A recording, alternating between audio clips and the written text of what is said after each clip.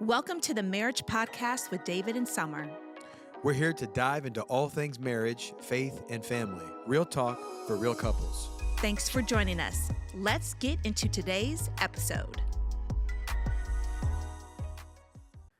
Welcome to the Marriage Podcast with Dave and Summer. We're so glad you're a part today, and we believe that your marriage can make it and that your marriage has a purpose far beyond what you see at this moment.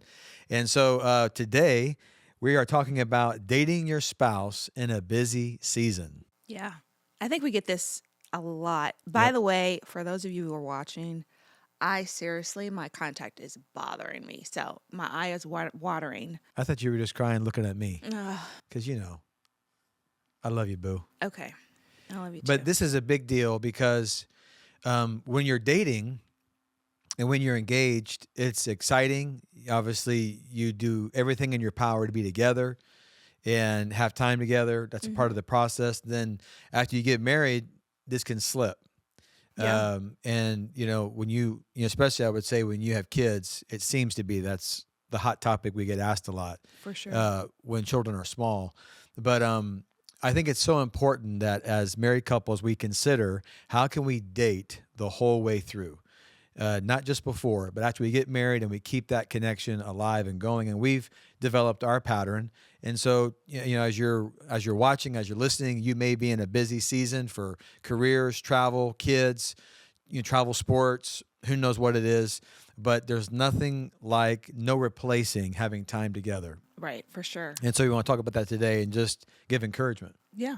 And I think that when you said we developed, that's key. Yeah. We didn't start off like No. this. It took some time for us to actually get this ball rolling. It did. For us to be, dating one another. Yep. And you think about couples too who don't have children. You set the careers, but there's some couples who work third shift. We know that in our own family. We Yep. have family members that when they were newlyweds, one worked third shift, the other one worked another shift, and so it was just hard to see each other. Yep. So I believe this is a very important topic tonight or Yep. today. And so let's dive into this. And as you're listening and watching today, just consider if you're not married, think about how you can apply this once you get married. And for those of us that are, where are you at in your dating connection with your spouse? Maybe it's good, maybe it's mediocre, maybe it's bad in terms of you're just not doing it. This is a big deal to me to stay fresh, connected, and have that love story grow. And so let's start off, babe. Where you want to start? Well, let's start with some practical steps of moving forward with how we can do this. Okay. Because I think sometimes we get asked this question a lot, as we talked about at our conferences that we do through Family Life. That how do I do this? I'm tired. I'm wore out. How do we do this? And so let's start with this: touch without an agenda. Give us examples of a touch without an agenda. Okay, so one would be, maybe putting your hand on their back, lower back. Okay. Another one would be, you're Keep so going. silly. Another one would be to hug, maybe just for 10 seconds, just little bit longer. make it a little bit longer of a hug. Let's do it. And then another one is, you could be sitting close to one another, even if you're on your phone. Just be sitting right next to each other. It's something about that touch that I think is really important. I think that it's this is a big deal. We've talked about this before on the podcast of just how our touch is a big deal. And you've talked to me about touching you without an agenda, like wanting to have sex, and I understand that. But these touches, these touches lead to that. No, it does not. Yes, it does. No, it does not. Because when you date as a married couple, you're fostering the love connection. You are fostering it, but it does not have to lead to that. In your mind, yes, probably so. Thank you, Jesus. But in general, no, it's just a touch with no agenda. You said here, not every touch has to lead somewhere to mean something. That's Take true. it in. That's true. But And when you I touch you, I get excited. Because I love you. Yeah. Can I get a witness out there in podcast land? When you touch your wife, you get excited. Yeah. Why is it awkward silence? Where are you going with this? I'm just saying. I think it's important This is that not. I think it's important that let's Okay. get back to the point. Yes. You just look beautiful today. I'm Well, just thank looking you. at you, I appreciate that. and I love you. Yeah. We can start somewhere. We're talking about small steps forward to date in a busy season. Mm-hmm. I think sometimes we don't do a lot of night dates still. No. And so I think it's a mistake to think dates have to be a certain way, a certain thing, maybe have to be this home run idea, and it doesn't. In fact, A huge event. right. In fact, some of our best times I can think of were very maybe not planned, or planned but very simple, and we just had a great time together. So I don't know where you're at on this topic, but we can make it up in our mind where it becomes a huge deal, and then that causes us not to even try it. But very simple things are profound. And so think about touch without an agenda. These are just 5 micro moments that we can start today. And so think about a touch that is just a simple touch, as you said, holding hands, hugging, sitting next to each other, connecting in the kitchen over breakfast, whatever it is. These mean something and can help create a connection throughout the day. For sure. And I think as we're talking about this, dating your spouse doesn't, again, I said it doesn't have to be a huge event, but what we're talking about is you're dating on a continual basis. So these small little moments are so huge because it's still dropping those sense of, I see you, I hear you, I want you, Yeah. I love you. It's It's good. all those things. So good. Yeah. Okay. Number 2, go ahead. So number 2, another one of just dating your spouse in a busy season is the look. It's the, would you stop? You're so different. But it's the look. It's, like you said, say if someone has the kids, you're in the kitchen, you're doing laundry, you're, whatever. It's just looking at you, maybe doing a little wink and just saying, hey, I love you. All those things are important. I remember, obviously, this is when we were not married and we weren't even dating then, but I'll just share this little tidbit. When I was at the church, I didn't see him. This is when I knew that I liked you, right? So usually at that time we had Sunday school. So he would teach Sunday school. He would teach the college and young adult Sunday school. And I didn't see you then. And I went to a class, basically kind of like our membership class. So that's why I didn't see you. Then you preached. I was on the usher team at the time. And so I didn't get to talk to you after. And so I was at the usher meeting. And I remember just sitting there listening to the elder who was leading the meeting.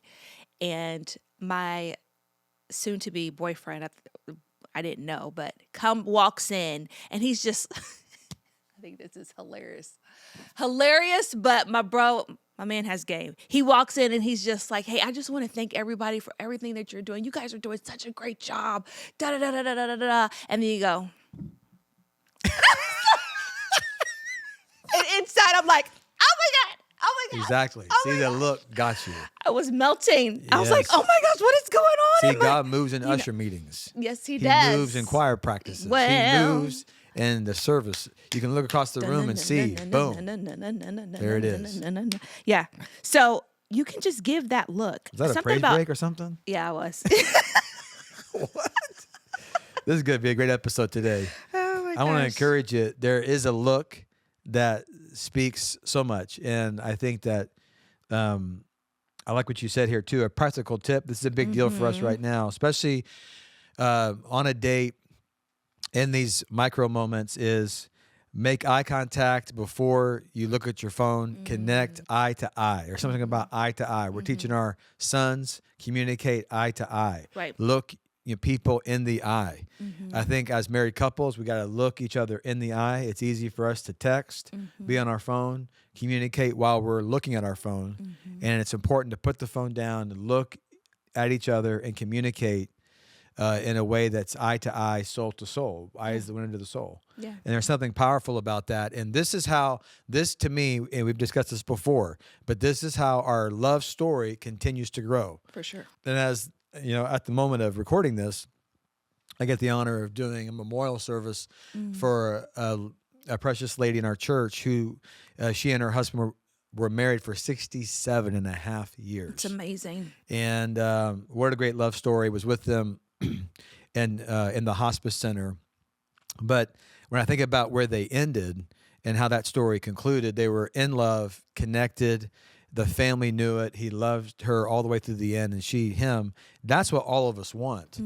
But let's take a step back, rewind. It's the day-to-day grind, the busyness, Monday morning, paying bills, kids if you got them, busy at work, travel, stuff coming at you. These small things matter. And I think dating is a big deal. And once we started getting into our rhythm, that really helped us a lot. And I would highly recommend this. Put the busyness aside, figure out ways to do it. And these micro moments, please don't dismiss them as kind of like, I don't know about that. They add up and they add to your love story. I just want to say, like, when there's moments when we're having dinner or when you're leading the family in our like Bible study and communion, and you'll just look at me and just smile. There's something about those looks though that are just so important. Even last night, we're laying in bed, going to bed, and Kindling, she can't fall asleep. It's crazy. She she comes Go to into our sleep. room. Dave's like, Kindling, get in your bed. And she's like, I just can't, or whatever. And I like look over at you. And it's those moments because you remember, it's like I remember when we would drive to the movies together. Before, when we were actually dating before we were married. It's like I remember when we were out, just dating and being single, but we're dating. And now we have 4 kids and living crazy. this life. And it's just so cool, So anyway, last night, like I just looked over at you and you smiled and it was just fun. It's like those sweet moments are fun. So we're talking about dating your spouse in busy seasons. We're calling these micro moments, on how you and I can move forward with our spouse one step at a time. Touch without an agenda. The look. Number 3 is words that re-anchor. This is up your alley. Words that re-anchor. So phrases like, I'm proud of you. I do this every day. Thanks for caring so much. And I still choose you. I tell you all the time, I would still marry you. And that is the number one thing. We learned this from Dr. Gary Chapman, that a wife wants to hear is that her husband will still marry her to this day. Especially as the years go on. I think having babies, just as we get older, there's different aspects that you've talked to me about Right. that I think women and men deal with just as we get older. We're only 25, but there's things that happen. No, that's a dumb joke now. But gotta get a new one. But all of our cast here today, all of our crew is quite younger than us. Yeah. Which is cool to be with young people because For we're sure. young too. In the heart. In the heart. But these phrases are powerful. I want to speak to the men. I know some men have talked to me before and said, man, my dad, my mom, or my dad specifically never told me he loved me or wasn't emotional. I have a hard time being emotional. I don't know how to do this. And I respect that. I think all of us have gained so much from our upbringing, good, bad, and different. All of us can say that. No family's perfect. I think all of us want to carry on certain things and probably cut off certain things. Sure. That's okay. That's normal. And so whether that has happened or not, I just want to speak to us as men that if we can learn how to do this, there's something powerful about the man telling his wife he loves her, he's proud of her, looks her in the eye and says, I would still marry you today, and then goes to their kids. Sons need to have that touch from their father and say, I love you, I'm proud of you. I'm here for you. Daughters need to hear from their dads, you're beautiful. I think you're awesome. It just fortifies so much confidence. The thing of a reaffirmation of our identity and our worth comes through words. So much of it comes through words. And I just want to encourage us, you don't have to be a wordsmith. You don't have to be great at it, but just start now because our spouse and our kids need to hear us say that. And I've heard a lot of guys tell me over the years, they know how I feel. I think it's great that they know how we feel, but they have to continually hear how we feel. So let them know it, let them hear it, let them have it all. And I think it's a big deal. And I do this every day, and I'm not perfect, but I want to do this and let them know that I love them. Yeah, you do a really good job in that. Thank you. What would you add to the words that reaffirm or that re-anchor? Well, I have this quote here. I don't know where I got it, but it says, "Affection fades fastest where our appreciation goes silent." And that's It's just good. something to really just chew on. Yep. So I thought that was really good. And it's interesting. Just stick me for a minute on this. Okay. God made us to where we need sleep every day. I mean, a lot of our obviously nature is cyclical. Our Hmm. lives are cyclical, year to year, day to day, moment to moment. But every day, we need sleep. Take care of ourselves. We have to eat. We have to take care of ourselves every day for ongoing nourishment. Just think about this. We hope that we're exercising at some level. We hope that we're thinking about different aspects of our health, just navigating that. But every day is kind of the same rhythm. There's a rhythm to our ongoing health. Surprises come, but we kind of have a rhythm down. We hope that God's word is a part of that, praying's a part of that, etc. Hearing our spouse say good things to us is a part, should be a part of our daily health, and to our kids. Just like it is for, Jesus said, we don't live by bread alone, but by every word that proceeds out of God's mouth. That's Matthew 4:4. So every day we have to have this bread. Jesus, he showed us what to pray in Luke 11, give us this day our daily bread. Luke 11:2 and 4. So there's a daily element to this that yesterday is good, but it's not today. Today, it is not always fireworks. Not every day is ooey gooey with love feelings. Not every day is at the apex of our love connection.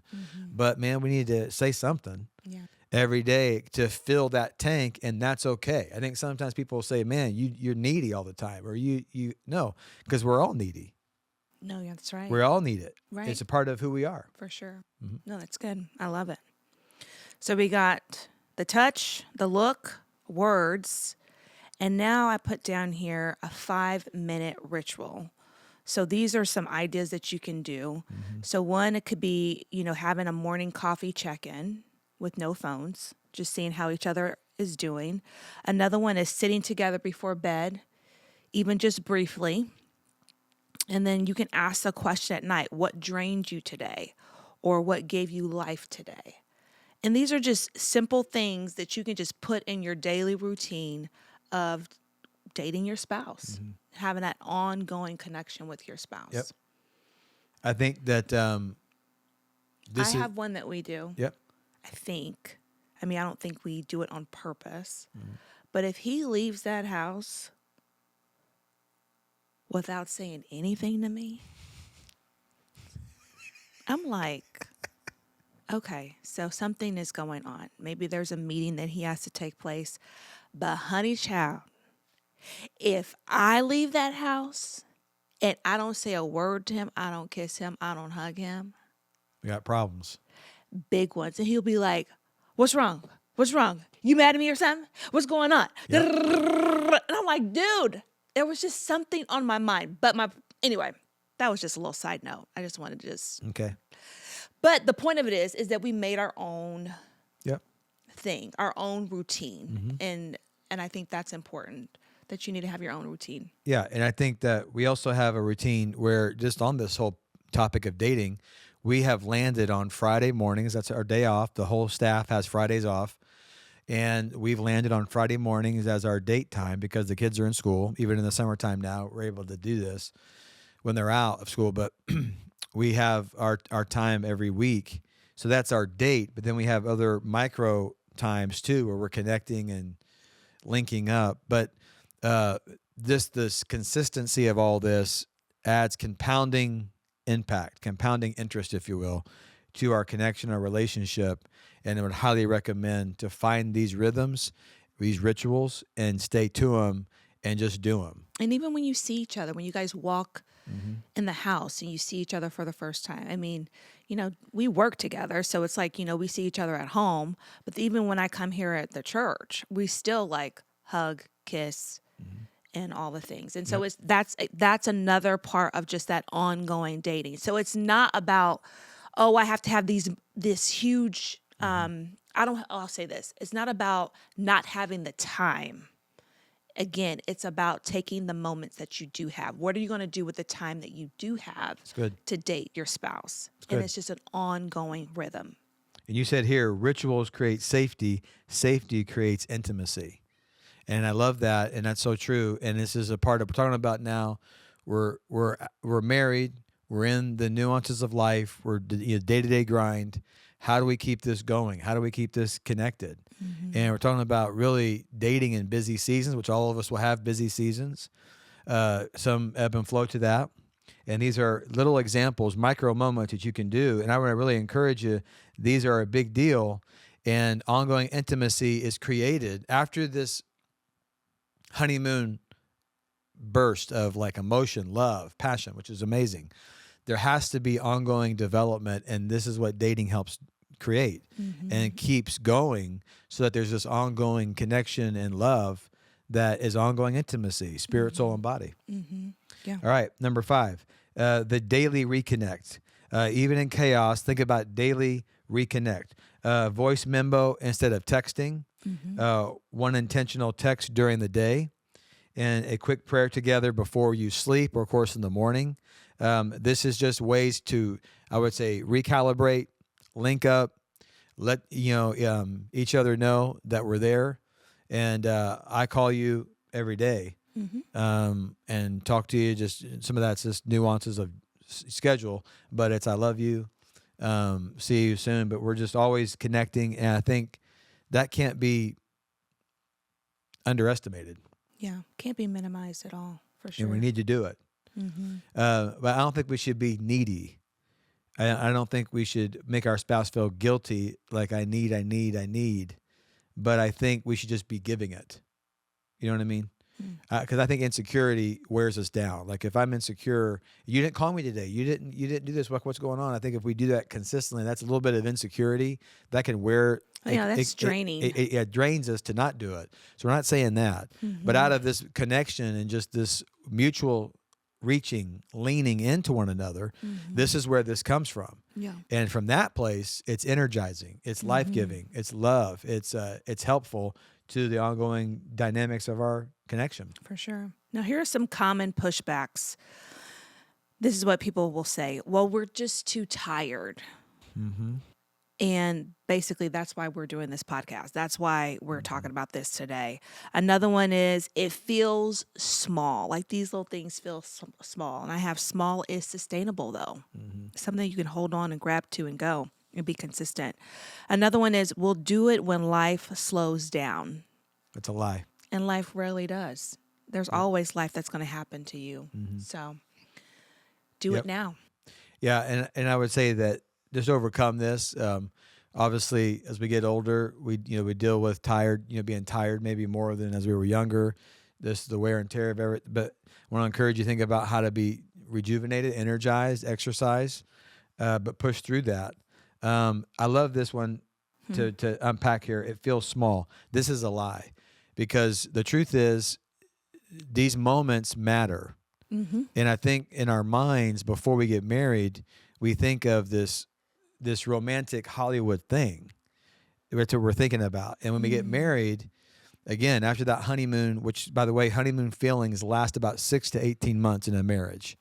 So when we get through that, we're paying bills, we're working, clock in, clock out, getting up, et cetera, doing the stuff. It can start to feel mundane. It can start to feel like, okay, this is boring almost. But really, the small things build to the big things. So we all love the home run. We all love the home run moments where the passion was amazing, or we had this amazing date. We had this amazing memory. We had this amazing, moment, whatever it is. But I always say the big things don't happen without the small things consistently happening that lead to these memorable moments. So because many times we're thinking of 0 to 100. Like RPMs, like on a car, like just 0 to 100 miles an hour. It really doesn't happen that way.